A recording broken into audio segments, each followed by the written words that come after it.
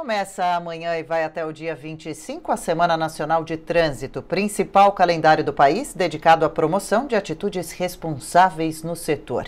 Neste ano, o governo de São Paulo, por meio do programa Respeito à Vida, ligado agora ao Detran São Paulo, mobiliza 10 secretarias para promover ações de conscientização e fiscalização em todo o estado. Para falar sobre o assunto, a gente recebe uma convidada, conversa agora com a coordenadora do programa Respeito à Vida, Silvia Lisboa. Bom dia, Silvia. Obrigada pelo seu tempo conosco. Bem-vinda. Bom dia, obrigada a vocês. Imagina. Silvia, essa parceria então agora do Detran com pelo menos outras 10 secretarias do governo do estado de São Paulo pretende mover quais ações, de qual tipo, qual a programação para essa semana especial? Na verdade, a gente vai ter uma semana muito intensa, né, recebendo aqui em torno de 90 estudiosos do assunto, do tema.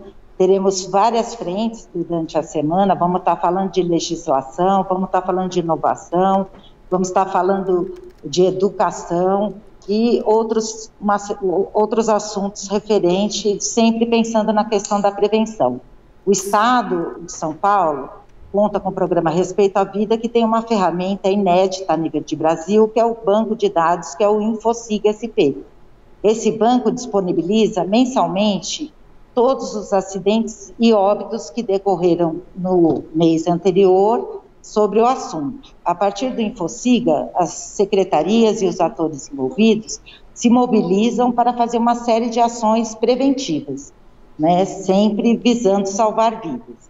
Nesse ano, obviamente, é um ano diferente para todo mundo, né? A gente está falando aí de uma pandemia, uma questão mundial. Então, a gente passou, em vez de ações, muitas vezes, de abordagem na rua, de fiscalização, a gente passou a estar usando a questão online para envolver as pessoas e não deixar de fora da pauta, né, a questão da conscientização no trânsito.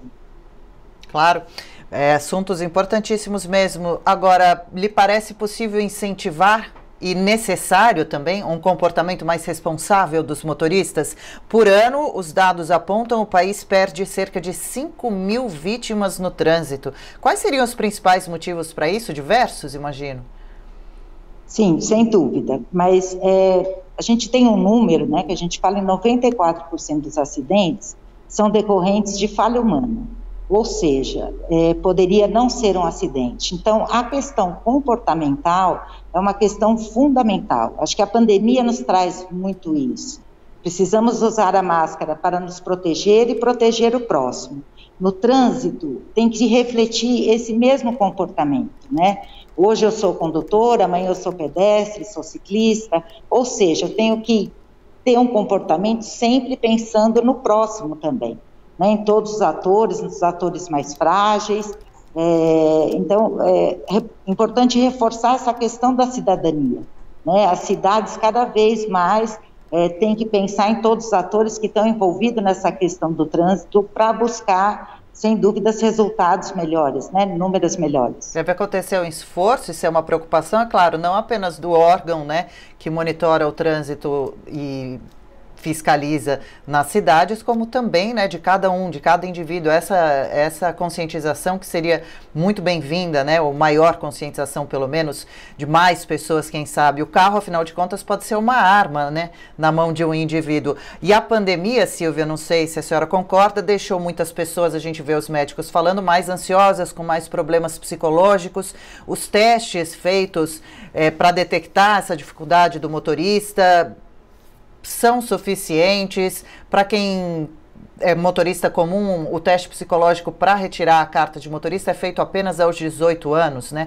Para o motorista profissional, ele é feito a cada renovação da CNH. A senhora falava agora há pouco sobre a legislação, ela deve ser debatida também. Será que ela poderia melhorar? Porque há pouco o Congresso fez modificações já nas leis de trânsito, não? Sim, muitas são são feitas, né? A gente até deixa entrar bem assim no assunto da questão da legislação no Brasil. A legislação no Brasil é uma das legislações mais rígidas do mundo, em termos da questão do trânsito. Mas a gente precisa cumprir, né? E, obviamente, para cumprir essa legislação, você precisa da conscientização do condutor.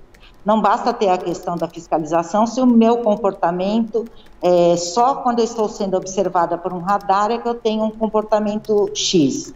Eu preciso incorporar isso no meu dia a dia, né? Então, essa questão da legislação está tendo uma série de mudanças. A gente também aqui no Detran está fazendo uma série de estudos, grupos de estudos para aprofundar ainda mais nessa questão da legislação, mas é exatamente isso que você comentou. Se não passar por uma questão de educação, de formação, né, desde do ensino infantil até o ensino médio, onde eu vou tendo essa noção de cidadania. Eu não estou sozinha no trânsito. Eu tenho os meus pares, eu tenho meus parceiros, então eu preciso agir sempre com essa visão que a minha reação pode correr um risco para outro cidadão.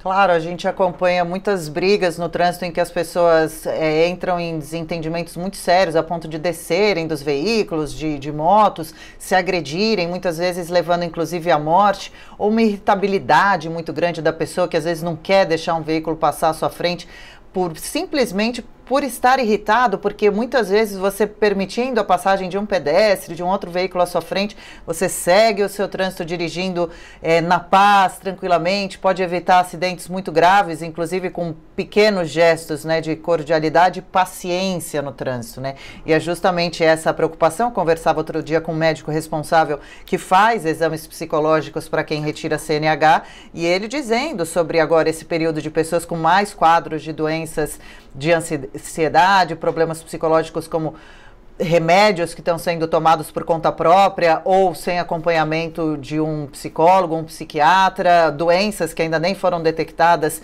de nervosismo mesmo, mentais. Então é todo um quadro muito grave no trânsito da cidade que não se limita, né, a placas e sinalizações, é claro.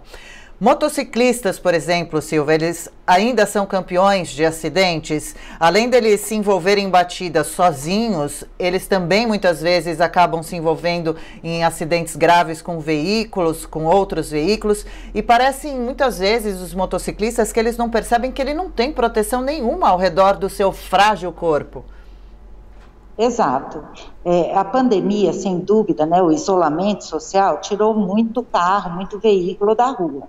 Mas, sem dúvida, você tem aí uma questão diferenciada na questão dos motociclistas, porque, obviamente, eles passaram para frente aí, né, porque no sentido de estarem muito atuantes nesse momento, ajudando muito a população, ajudando muito nas entregas, né, passou a ser um serviço realmente que virou uma referência no sentido, nesse período de pandemia, onde eu não devo sair de casa.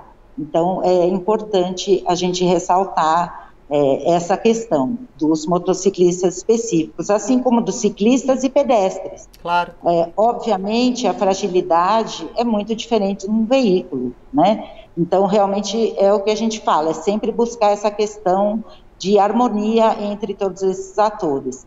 O lema nosso aqui da campanha da Semana Nacional é justamente isso. Sem respeito, não dirija. E quando eu estou falando sem respeito, é sem respeito às regras de trânsito, sem respeito ao próximo, sem respeito à sinalização. Acho que isso é uma base, né, para todas as ações de cidadania. Sim, como diz o nome do programa também, respeito, afinal de contas, à vida, sua própria, dos outros. Muitas vezes, ter essa paciência, esperar um sinal que ficou amarelo e não querer ultrapassar, pode simplesmente fazer a diferença entre você viver, continuar vivendo muitos anos, ou morrer naquele exato local, naquele exato minuto. Pode parecer exagero, mas não é não, e isso acontece muito no trânsito brasileiro. Silvia, para a gente encerrar, não sei se você teria essa informação, os serviços do Detran já voltaram todos? Como estão as adaptações devido à pandemia? Com certeza, a gente sempre tem buscado, né, o melhor para o cidadão. Então, todos os serviços Detran estamos atuando duramente aí, né, para eles estarem realmente funcionando e atendendo cada vez mais a população do estado de São Paulo. Tá, ok, porque muita gente estava esperando aí, aguardando para atualizar a carta de motorista, para retirar a CNH, ou também serviços que estavam um pouco paralisados pela pandemia, mas então agora o Detran vai retomando todas essas atividades e com as proteções, claro, necessárias de combate à pandemia. Deixa eu agradecer então e desejar, né, uma boa semana aí, tem muito trabalho pela frente, que vocês consigam ter sucesso para transmitir para todos nós, para toda a população, conscientização no trânsito. A semana do motorista, a Semana Nacional de Trânsito, vem aí com o programa Respeito à Vida em parceria o Detran com pelo menos 10 secretarias do Estado de São Paulo. A gente conversou com a coordenadora do programa do Detran, Silvia Lisboa. Silvia, muito obrigada mais uma vez por todos os esclarecimentos, pela participação.